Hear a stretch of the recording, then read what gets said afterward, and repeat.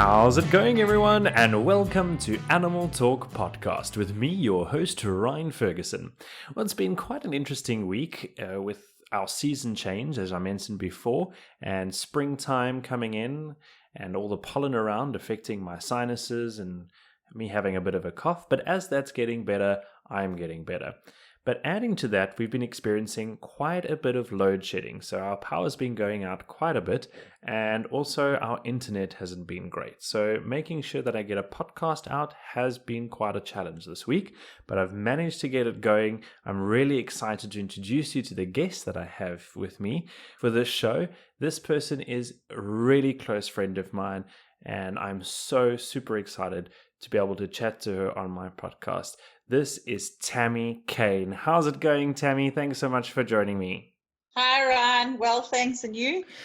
Good, thank you. So nice to have you on the show. I'm really excited about it.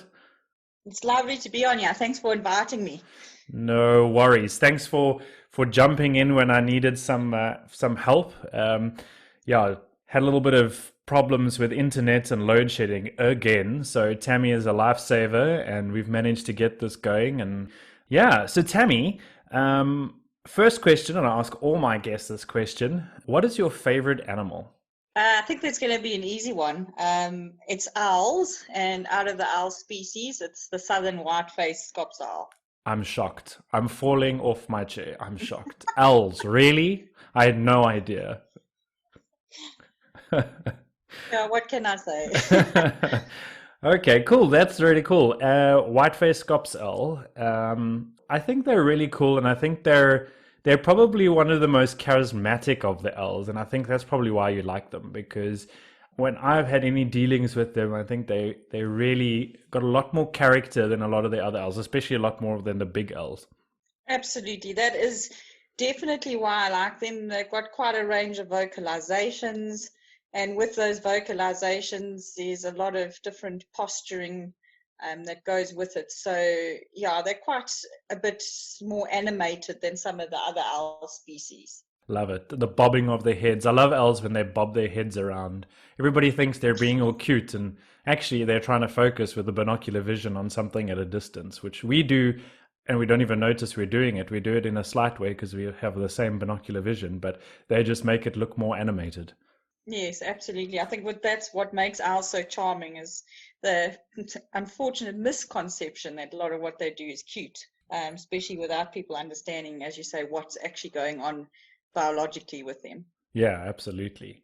So Tammy, a question gauged against, how do I word it?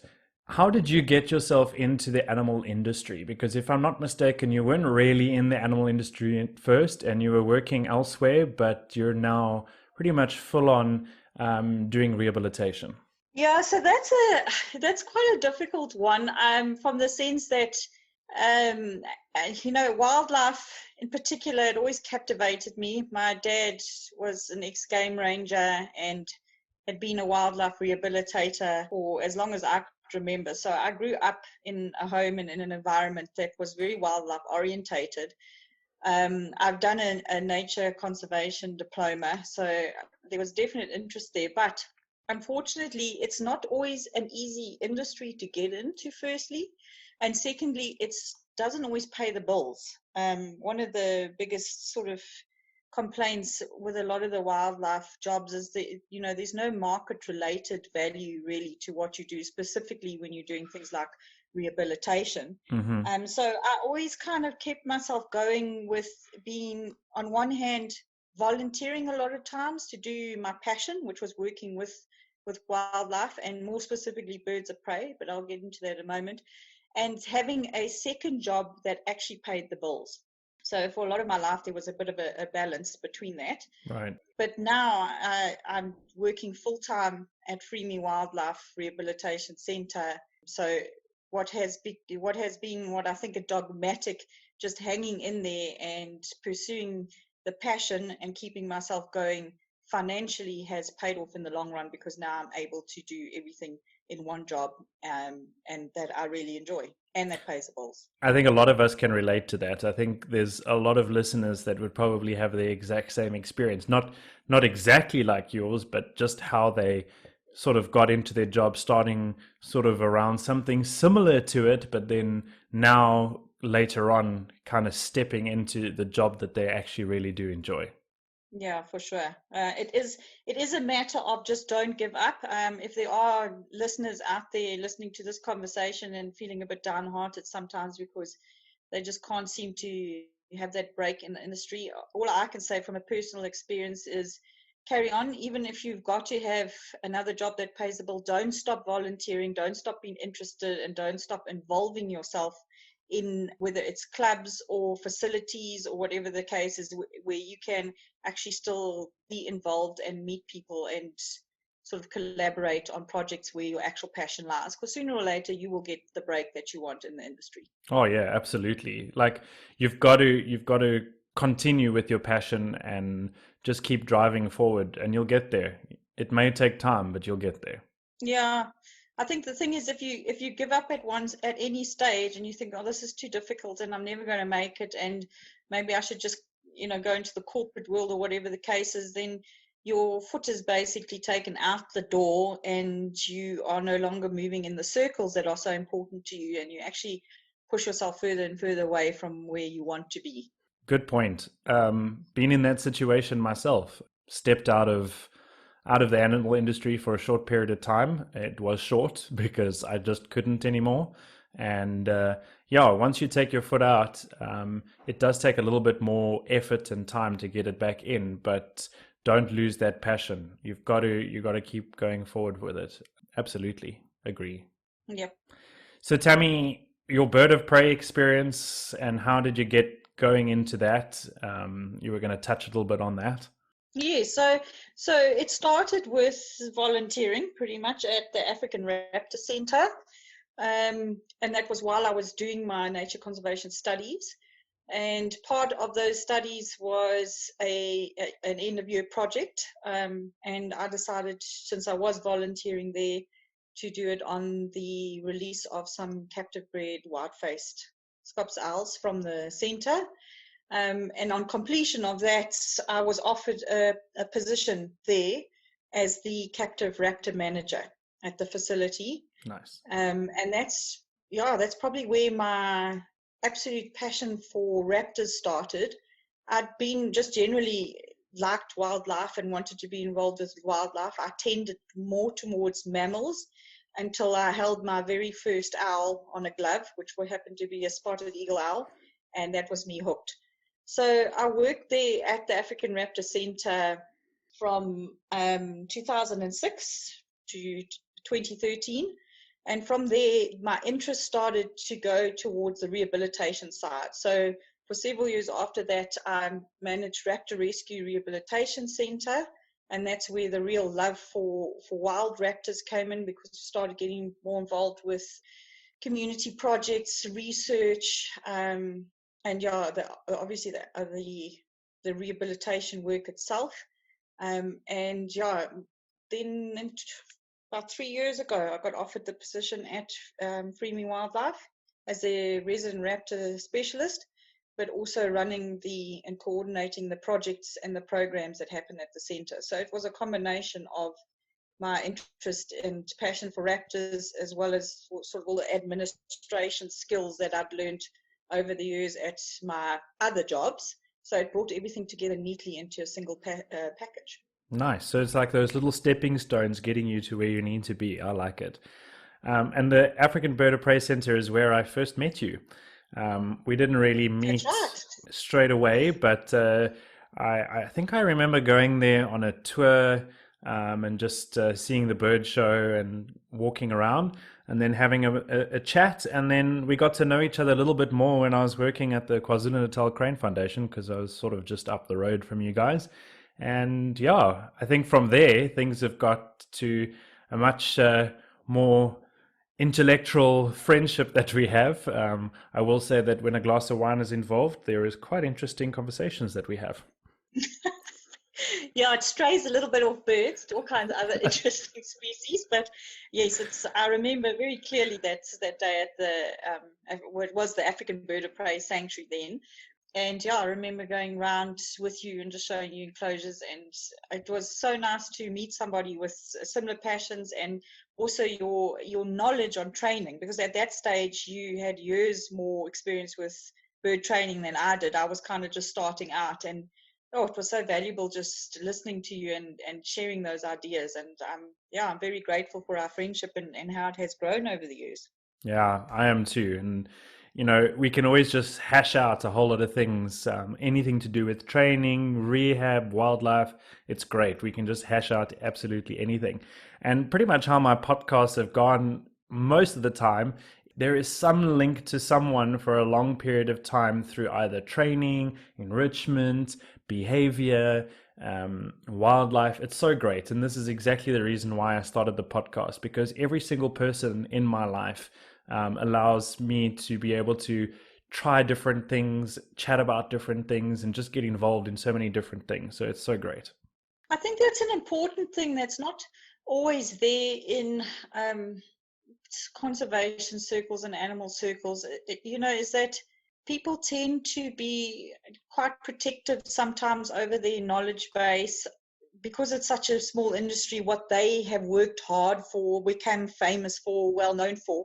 And it's very sad when people close up to others in the industry because there is some kind of perceived threat or whatever the case is. So it's lovely that you have got a group of people that you can pull onto your podcasts that are so happy to share information, and I think that's so incredibly valuable to, especially to young people coming up in the industry, to have these mentors. And I really think that people shouldn't, shut themselves off from the opportunity to share a lifetime of knowledge and wealth in the industry, because there's a finite amount of time that we here and will be working with these things. And from my point of view, I'd rather have the young people learn from me than repeat mistakes and learn maybe something from another source that's not quite I wouldn't say correct, but maybe just another way of doing things. So yeah, it's very nice to be able to share ideas and open up to other people in the industry. It's valuable.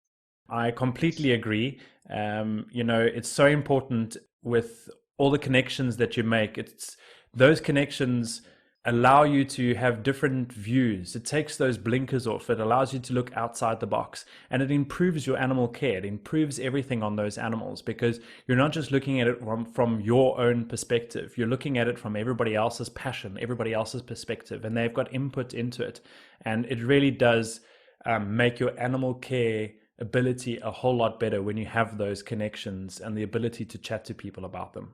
Absolutely. And you know what? You will always find somebody who does something better.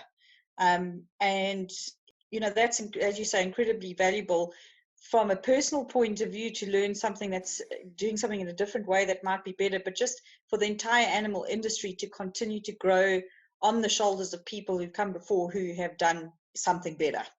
No, absolutely. I think that's one of the biggest things that you could really do in the animal industry, is just communicate and make those connections. I absolutely love it. And that's how I got to where I am, was just making those connections and communicating with people and just seeing what they do, how they do things. It's just so vital. Tammy, your love for owls has now been increased more by an amazing project, which is the L Box project. Yes, so that's kind of been the flagship project for me.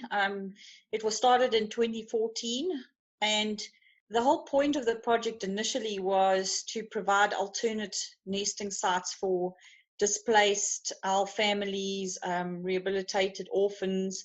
But the whole idea of having owl boxes in a garden somewhere really caught on with more environmentally minded people. So lots of the members of the public then approached the project to have their own boxes put up in yards and on estates, school grounds.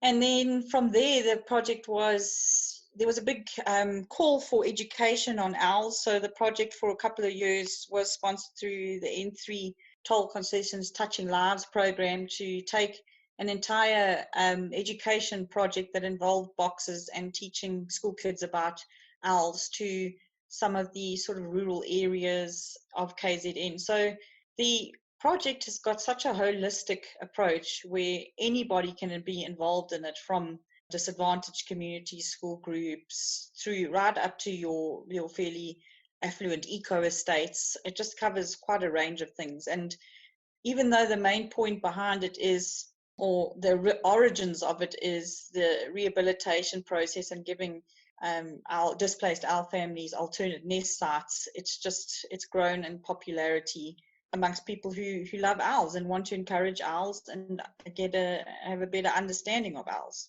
Yeah, and there's a whole nother aspect to that too, and that's just trying to do things more in an eco-friendly way around your home, and trying to keep those pesky rodents down in an eco-friendly way, which can really work because if I remember correctly from all my bird shows that I've done, and when I've traveled overseas, we pretty much all use the same. But a pair of owls can eat quite a substantial amount of rodents in a year, which can really have a huge dent on a rodent population that could be exploding in an area. Yeah, so they estimate that a family of barn owls, so that's a parents and sort of an average brood size that they raise for a year, can eat about 2,500 rats and mice annually. So that's pretty effective rodent control. That is a substantial amount of rodents.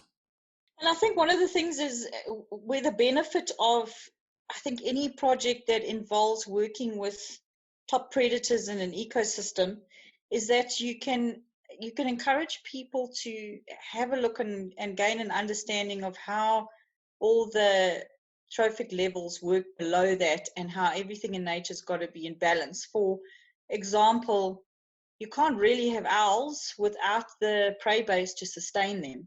So while they are effective at rodent control, you nevertheless have to have a prey base that supports them. So it's not just a case of educating where, yes, sure, eliminate one species completely from an ecosystem, but rather this is how the balance works. And once you've got that balance restored and in order, your entire ecosystem, all the prey species and those top predators exist in a balance, a natural balance that should be there. Yeah, I like that because I think a lot of the time, us as humans, we tend to want to completely exterminate the pesky pests that we have around our homes, and that's not really the point. They also have their place in the environment, and they can be pests for us, because they're in an explosion of a population, because there is no chance of there being any predators for them or the ability for predators to get to them.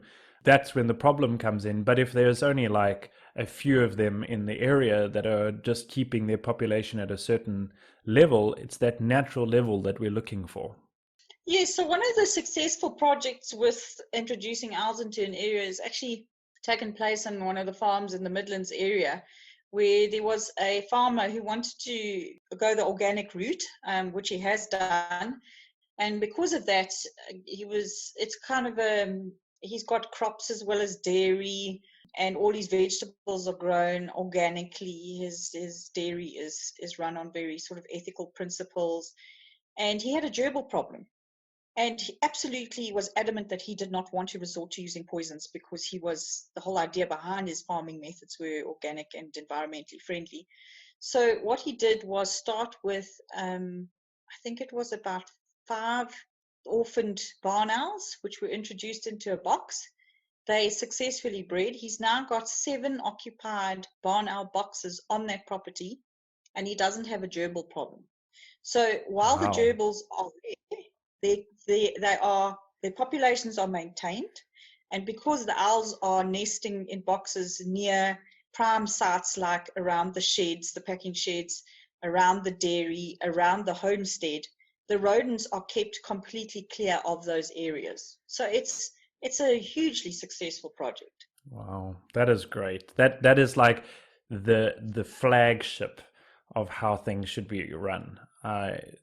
I like that. And on that note, Tammy, how about maybe some information for people of how they can sort of get involved or try and attract owls or try and be eco-friendly in what they do. I know a lot of people just resort to poisons, and maybe we can just go through what the alternatives are and what people can try and strive to do if they want to do the whole eco-friendly thing.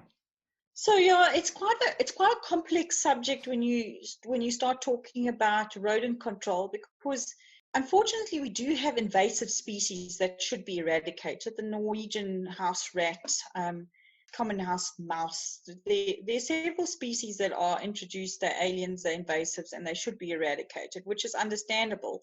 However, we also have indigenous species that belong in any ecosystem. They are important for seed dispersal, for controlling. A lot of them are omnivores, so they control not just the plants, but they control insect numbers. So we always try to advise people, you can't just launch a campaign to simply eradicate all the rodents, because what you're doing is causing a cataclysmic effect in that ecosystem, and you're going to have other problems because of it. Right. So it's important to try and identify what your actual problem is, and then to see there's always two things that affect rodent numbers. The one is providing them with all the resources they need to breed without any kind of hampering on them. So are they attracted because there's a readily available food source, like a dump, a compost heap, rubbish bins? Are they able to access nice, cozy nesting sites through your drain pipes under your house, that kind of thing? So the first thing is, what is attracting the rodents there? And then the second thing is, what is not controlling their numbers? And there comes in there's no natural predator in that ecosystem. And rodents are actually prey for a hang of a lot of small predators. And it's not just the owls, but people don't like, for example, they don't like any snakes in their gardens. But I mean, a lot of the snake species also eat a lot of rodents. So the thing is, you cannot have any ecosystem that is devoid of predators, because then you have the prey species exploding. So you've got to look at an entire mini ecosystem in somebody's yard to understand why they are, perceiving it as being a rodent problem in the first place. And then the second thing is, you can't really attract owls to an area in that, lure them. It's basically the better way of putting it. You can't lure owls into an area, but you can make the area attractive to them. And to do that, you've got to start restoring a natural balance in that ecosystem. You absolutely must not start using poisons, because apart from the rodenticides, a lot of people don't realize that especially baby owls are raised a lot of time on insects. Right. So even using insecticides is detrimental to your owl populations. And because owls, like a lot of the species such as spotted eagle owls, are very they have a very wide prey base. And that can include things like, obviously, the rodents, but birds, geckos, small snakes, bats. They've got quite a wide variety. So to be able to support them, it's okay to have a wide variety of other species in the area. So having a indigenous garden, having a garden that, or a estate or whatever the area that is, supports good biodiversity, that moves away from the use of pesticides, that is a very good start to creating an environment that is friendly for owls and attractive to owls. I think those are so important, and it is exactly that. It's trying to establish that balance back in the area is so important. And I think a lot of people, they do, when they want to, I mean, I used to have loads of people coming down after a bird show to talk to me about owls and owl boxes, and they always ask, how do I get owls in my garden? And you've just covered it perfectly. It's not about just getting them, it's about making sure that there's a balance and the ecosystem is correct. But I do remember people coming down and having some concerns about owl boxes and attracting owls into their garden. Yes, they want to do that, but they are concerned about their pets, and that the owl might take their cat or their little chihuahua. Yes, that's definitely a concern that we encounter quite often. I think the reason that there is a concern is not that owls predate on small pets, because they really don't, but because parent owls, specifically the bigger owl species like spotted eagle owl, can be extremely protective over their nest site and their young. So what happens a lot of the times is you won't see or hear those owls. They're very quiet out of breeding season. Then come breeding season, literally anything that approaches too close to the nest, and that can include humans. They're not afraid at all to take on somebody that's coming too close to the nest. And what they'll do a lot of the times is fly down and smack into the perceived threat with those talons. And in some cases, especially a smaller pet, say like a cat, can actually be hooked by the talons, picked up and dropped. And of course, that looks like to some people a predation attempt. The owl has tried to kill and eat the cat. Right. But that is not the case at all. They don't feature on owls' menus regularly at all. Okay, so you haven't found any pieces of cat or dog in an owl box? No, Great. definitely not. Definitely not. I mean, it makes sense if you think about sort of the average weight of a spotted eagle owl female is in the region of 750 grams. They very rarely over a kilogram. I mean, that's, if you compare it even to a small cat, is definitely, the cat will outweigh the owl. And most certainly a dog will definitely outweigh the owl.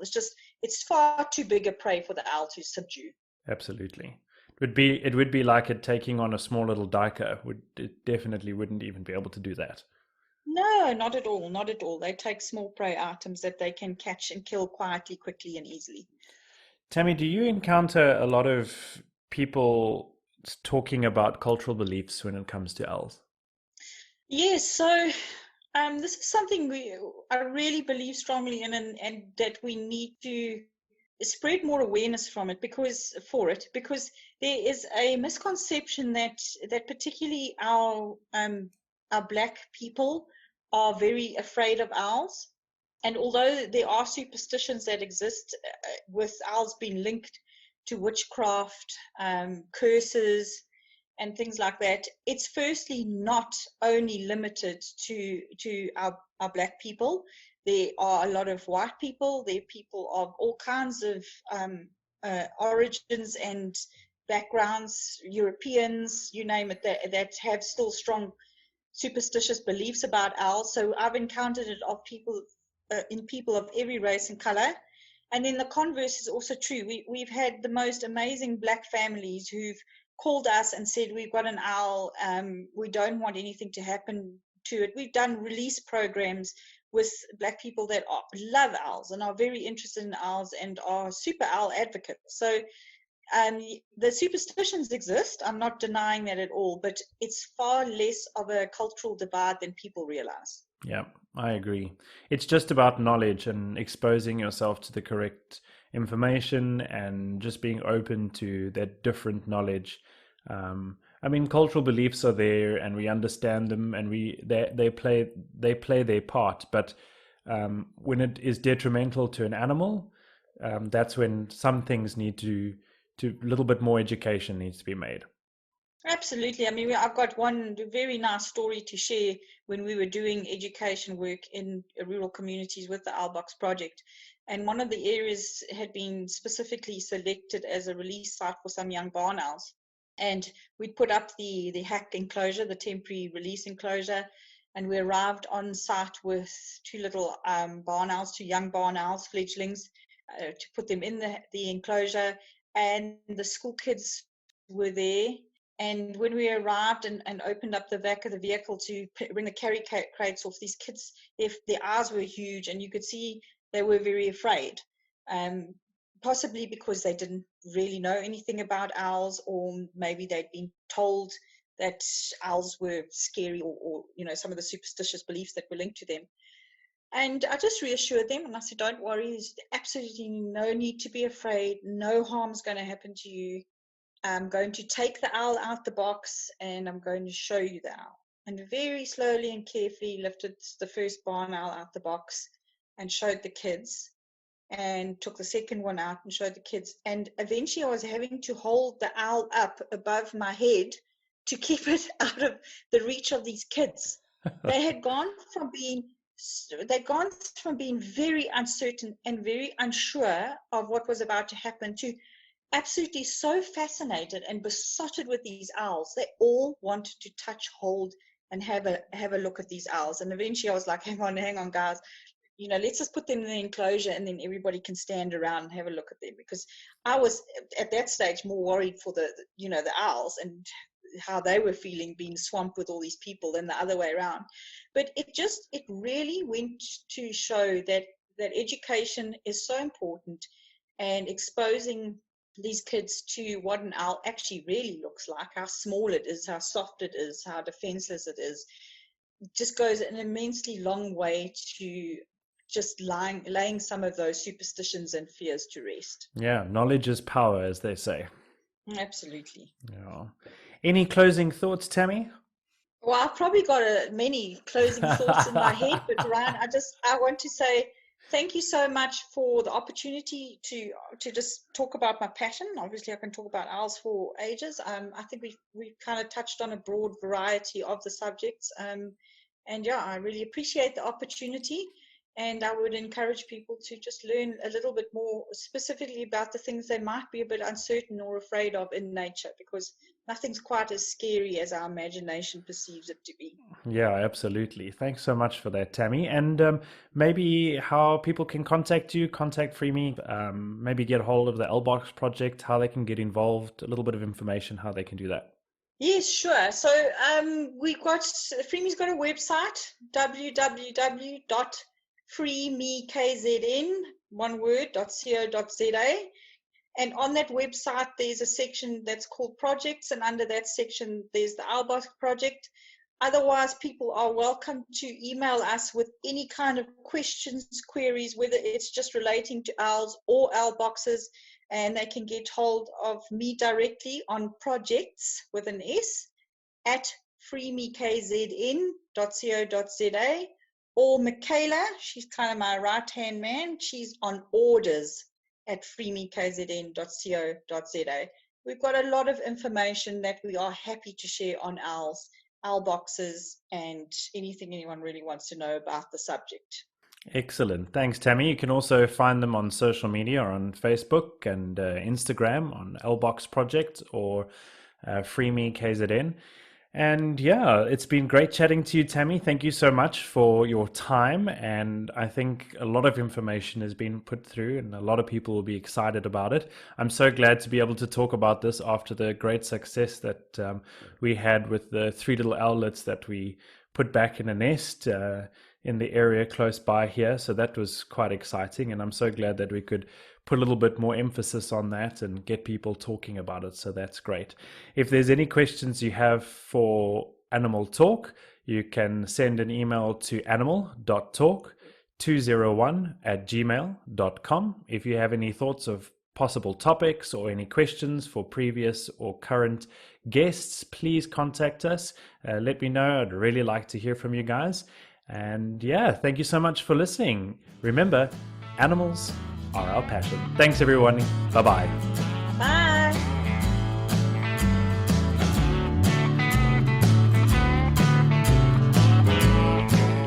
Oh, did I just say all of that with my mic muted? Yes, you did. Sorry, I had Ryan, an entire conversation with my mic muted. That is just absolutely fantastic. I was talking to myself, and that's just technology for you. So I don't even know where I was.